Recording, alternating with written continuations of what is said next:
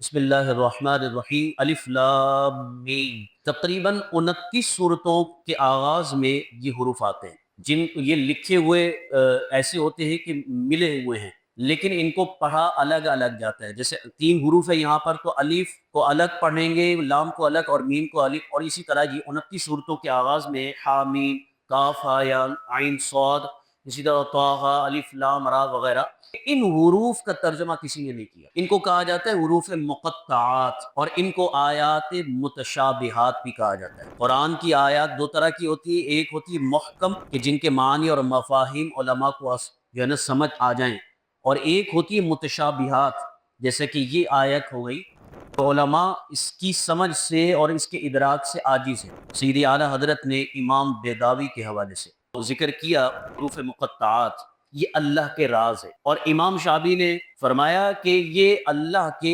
راز ہیں، ان کی کھوج میں نہ پڑو، کیونکہ راز تو پھر وہی چیز ہوتی ہے نا کہ پھر جو راز رکھی جائے، کسی کو بتائی نہ جائے۔ پھر مزید اس پر علماء نے کلام کیا کہ کیا ان کا علم نبی کریم صلی اللہ تعالی علیہ وسلم کو بھی ہے؟ تو اعلیٰ حضرت نے تفسیر بیضاوی کے حوالے سے یہاں پر نقل کیا کہ بالکل حضور صلی اللہ تعالی علیہ وسلم کو ان کا علم ہے۔ اس کی ایک وجہ یہاں پر علماء نے یہ بھی لکھی ہے، اگر آپ کسی کے سامنے ایسی زبان میں گفتگو کریں اس کو سمجھ ہی نہ آئے، مثال کے طور پر یہاں پر آ کر کوئی عربی میں بیان کرے، ظاہر سی بات ہے یہاں عربی سمجھنے والے نہیں ہیں تو ان کو نہیں سمجھنا آئے گا، تو اس عربی بیان کرنے والے کا عربی میں بیان کرنا بے فائدہ ہوگا، اس کا کوئی فائدہ نہیں ہوگا، یعنی کہ غیر مفید کلام ہوگا۔ وہ کلام ہے اللہ تعالیٰ کا، اور مخاطب یعنی خطاب کن سے ہوا؟ نبی کریم صلی اللہ تعالی وسلم سے۔ اب اگر حضور کو سمجھ ہی نہ آئے تو پھر یہ والا جو کلام ہے یہ بے فائدہ ہوگا، اور یہ اللہ کی شان سے بعید ہے۔ تو فرمایا کہ اس طرح اللہ تبارک و تعالی نے اپنے محبوب کریم صلی اللہ تعالی وسلم کو یہ علم عطا فرمایا، اور پھر اللہ نے ارشاد فرمایا الرحمن علم القرآن، رحمان وہ ہے کہ جو اپنے محبوب کو قرآن سکھاتا ہے۔ سکھانے کا مطلب یہ ہوتا ہے جب کوئی چیز سیکھی جائے نا، وہ سیکھنا کامل اسی وقت ہوتا ہے کہ وہ اچھے طریقے سے سمجھ آ جائے، اور جس کا مفہوم معلوم نہ ہو، سکھانے والا سکھائے اور سامنے والے کو سمجھ ہی نہ آئے، بتائیے تو مکمل طور پر وہ سکھانا ہوا؟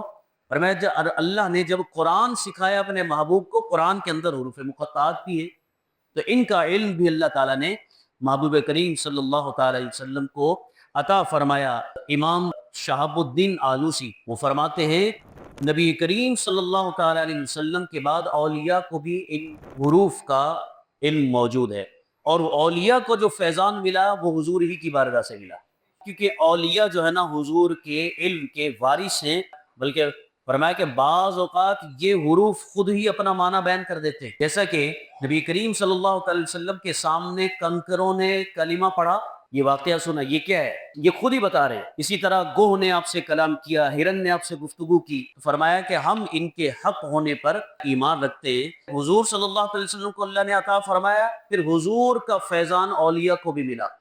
آگے امام آلوسی فرماتے ہیں رہی بات ہم جیسوں کی، فرماتے ہیں ہمارے لیے اس کو جاننا ضروری نہیں، اور اگر ان کے معنی کا پتہ نہ بھی چلے تو ہمیں کوئی نقصان نہیں ہوگا۔ جیسا کہ بہت سارے اسلام کے ایسے احکام ہیں کہ جن کے ہم مکلف ہیں، یعنی ہم پر لازم ہے وہ، لیکن ہمیں ان احکام کی حکمت معلوم ہی نہیں۔ مثال کے طور پر رمی کرنا، کیا حکمت ہے اس میں؟ حکمت کا نہیں بتایا گیا، مکلف ہیں حکمت کا پتہ نہیں۔ اسی طرح رمل کرتے ہیں، رمل کیا ہے؟ جو حج اور عمرہ کر کے آئے ہیں ان کو بخوبی اندازہ ہوگا، جب طواف کرتے ہیں تو پہلے 3 چکر وہ سینہ چوڑا کر کے اور جو ہے نا اترا اترا کر چلتے ہیں، اس کو کہتے ہیں رمل۔ یہاں پر کیا حکمت ہے کسی کو پتہ نہیں معلوم، حالانکہ اس کے علاوہ تو اکڑ کر چلنا منع کیا گیا ہے، اور قرآن کے 19ویں پارے میں اللہ تعالیٰ نے ارشاد فرمایا وَعِبَادُ الرَّحْمَنِ الَّذِينَ يَمْشُونَ عَلَى الْأَرْضِ هَوْنًا، فرمایا کہ رحمان کے بندے تو وہ ہیں کہ جو زمین پر اکڑ کر نہیں چلتے، عاجزی کے ساتھ چلتے۔ اب یہاں پر اللہ کیا فرما رہا ہے؟ رحمان کے بندے وہ ہیں جو زمین پر عاجزی کے ساتھ چلتے ہیں، اتراتے نہیں ہیں چلتے ہوئے، وہ رحمان کے بندے ہیں۔ اور یہاں پر کیا ہے؟ خود حکم دیا، اس کے پیچھے جو ہے نا آپ تاریخ پڑھیں تو آپ کو پتہ چلے گا کہ جب نبی کریم صلی اللہ علیہ وسلم صحابہ کرام علی رضوان کے ساتھ آئے، تشریف لائے. جب آپ جو ہے نا طواف کر رہے تھے تو مشرکین سامنے کھڑے ہو کر وہ آپس میں مذاق کر رہے کہ یہ دیکھیں کہ محمد صلی اللہ تعالی وسلم کے ساتھ ایسے لوگ آئے ہیں کہ جنہیں مدینے کے بخار نے کمزور کر دیا ہے اور ان کی ہڈیاں کمزور ہو گئی ہیں. وہ ایک جیسے ایک مذاق کے طور پر اور ٹھٹھے کے طور پر وہ اس طرح کر رہے تھے. حضور نے حکم فرمایا کہ تم اکڑ کر چلو اور ان کو پتہ چلے کہ ہمارے اندر جو ہے نا ابھی بھی دم خم ہے اور تم جیسوں کو ہم جو ہے نا لتاڑنے ہم کافی ہیں. اب وہاں پر علت موجود تھی. آج تو یہ نہیں ہوتا کہ کافر کوئی جو ہے نا وہ کھڑے ہو کر ہنسنے، لیکن حکم کیا ہے؟ فرمایا کہ جیسے میرے محبوب نے حضرت عمر کہتے ہیں ہم ہر وہ کام کریں گے جو رسول اللہ صلی اللہ علیہ وسلم کے دور میں ہوا. اور بھی بہت سارے ایسے کام ہیں کہ جن کی حکمتیں علامہ شہاب الدین آلوسی فرماتے ہیں ہم ان کے مکلف ہیں لیکن ہمیں حکمتیں پتہ نہیں ہیں. تو فرمایا کہ اگر ان کے بارے میں ہمیں پتہ نہ بھی چلے تو کون سا فرق پڑتا ہے؟ ہم اس کے حق ہونے پر جو ایمان رکھتے ہیں انشاءاللہ قیامت کے دن یہ راز کھل جائیں گے. اسی طرح صفا مروہ کے درمیان بھاگنا، حضرت حاجرہ بھاگی تھی لیکن اب کس لیے بھاگ رہے؟ وہ تو پانی کے لیے بھاگ رہی تھی. تو محبت والوں نے یہاں پر ایک بڑا زبردست جملہ فرمایا کہ اللہ نے اپنے محبوب بندوں کی اداؤں کو برقرار رکھا ہے.